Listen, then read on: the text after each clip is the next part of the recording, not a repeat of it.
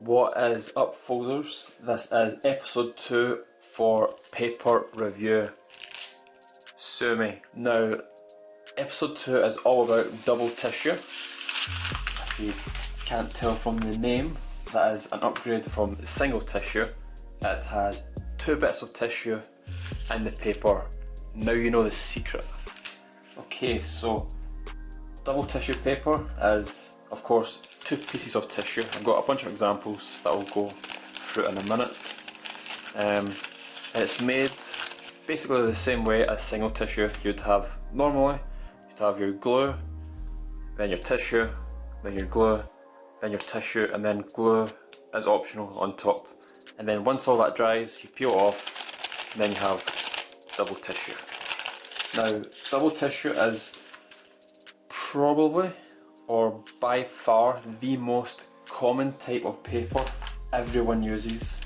Near enough 90% of the folds that you see anywhere, Instagram, Twitter, Facebook, are mostly from double tissue. It is that popular and that common. It's used by everyone and people are starting to make it, which is amazing. So double tissue is the ideal thickness, I would say, for most papers. Now, the amount of times that people have asked me what thickness of a paper should I use for a model, then one of the answers that I always give is, if you have ever made double tissue and if you know what that thickness is like, then go with that, because it's a really good thickness. It suits near enough every single model and it works great for most as well. Now we are just going to go through a few examples of finished folds from double tissue, like example sheets and pre-creased models that have already been collapsed, and then we'll just have a wee quick look through.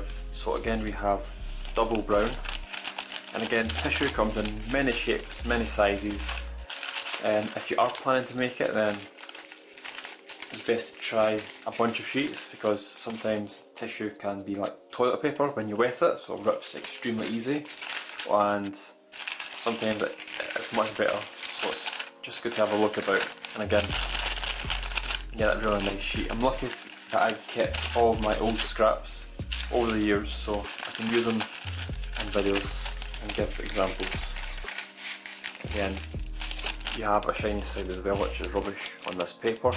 Again, sometimes tissue, the shiny side is crap, so it's either or. You just need to work about it and try and fix it. So we have double brown, which is really nice. And we have double red. Now, it's a really good thickness. Again, it's perfect for most models. Like I said in the first episode, for single tissue, you wouldn't use single tissue for most models because it's way too thin. It's really thin. Even though it's crisp, it doesn't have a lot of strength for specific models, which I'll show in a second.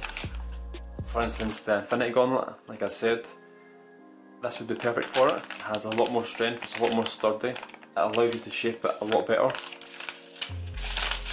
it's better overall.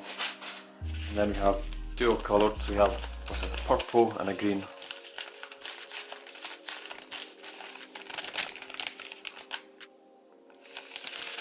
And again, the shiny side as well.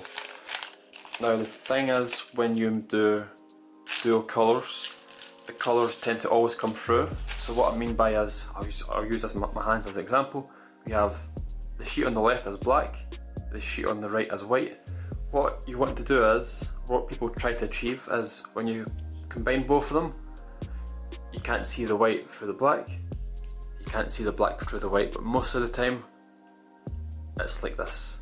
So when I look at the black side, I can see the white coming through, and then if I look at the white side, I can see the black coming through. So that happens 99% of the time. There is ways that you can prevent it. Can't say my secret, sorry.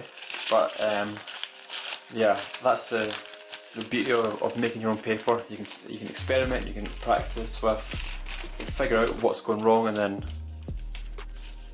modify it in ways. So we have that, we have brown and green, and these are just your normal colours.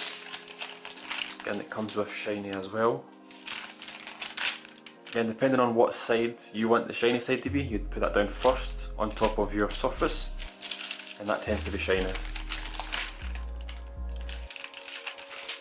And then we have double yellow, which I used for Robert Lang's Wasp. Now I really want to do this again because I gave it away to a family member and now I missed the Wasp. So I'm probably making another one. I don't think I'll use this, it was quite thick for the back legs. But I'll wait and see, I've got a few methods I want to try out. But again, really nice paper. And we have what's this? Silver and black.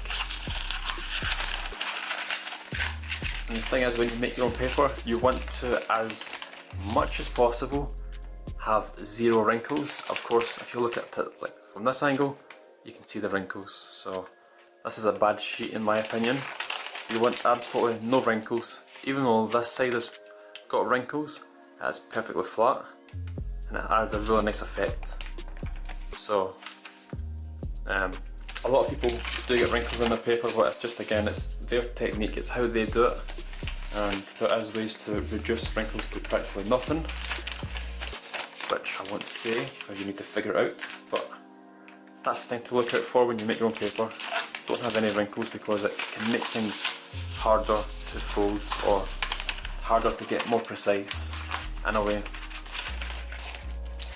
And then this is the sheet I used, or part of the paper I used for the Ancient Dragon. Again, it's double tissue, super crisp, super red, perfect. So this is what you can get when you work on your techniques. You practice them, you perfect them. Again, it works wonders. Right, so let's look at some collapsed models. So I've got two here, both from double tissue. They're not shaped yet, but we have Nujin Hong Seong's, that's how you pronounce it, Shark. Again, this is just grey double tissue, and thickness is perfect for this model because you don't want something that's too thin, you don't want something that's too thick, and double tissue lies right in between that balance, which again is why it's so commonly used, because it's so practical for most models. Again, that allows for great shaping. Yeah, so we have the base here, and just depending on what size you use will make it easier as well. Probably I wouldn't use double tissue for insects, but that's just my opinion. I have got an insect here, which the reason I don't use it for insects is because I personally think it's too thick, but it's great for insects that have colour changes, because the thing is with double tissue, you want to have the colour change, but you want it to be super thin as possible, but you can either have one or the other, so it's something you have to decide on what to use or how to use it in a way. But again, double tissue is perfect for this model. I'm just too lazy to shape it. I think I'm doing another one as well. Get these front teeth better. I know how to do them perfectly, but I think I'll do that. Anyway, that is basically one example. Could use that as a thumbnail. Boom. And second of all, we have Kamiya's Lobster. Again, double tissue, just double red. I may do this again. I'll do it much larger, probably double the size, probably 140 centimeters, because Kamiya's was massive at the convention and this is tiny. So he clearly used double the size that I used. But anyway, this paper is again perfect for this model because it has the right amount of thickness. If I were to use single tissue, it wouldn't be as good. I could probably shape these thinner, get this thinner, but it's a lobster. You want it to be robust, you want it to have depth, you want it to have thickness to make it look like an actual lobster than just shrink everything down. Which I've learned over the past not to do as much, but it allows for that as well. And provides a really nice thickness that will allow you to get the results that you're hoping to achieve. Because if I used single tissue on this, then it would probably be too thin. You'd probably be able to see through this, and then you would see all these thick layers going down. You would see them here probably, depending on how thin a tissue you use, you could potentially see that, which you really don't want to because it's off-putting to the eye when you look at it. Yeah, so that is double tissue. And we have two models here. We have Shukikato's Flying Beetle. Again, this is double tissue. I went with black and red. Now, normally I would use single tissue, but because this model has colour changes, you're asking yourself, do I want super thin legs, antennas, everything, or do I want a bit thicker but colour changes as well? So that's why I went with double tissue. And again, it's brilliant. It could be thinner in my eyes, but that's just me. That's just how I see things. I see insects as super delicate creatures with tiny legs, thin legs, etc. So that's why I mostly use single for insects, but again, it works great as well. And then it's nice. It allows you to puff out the body as well, double tissue, so it's thicker, so it's more options in shaping.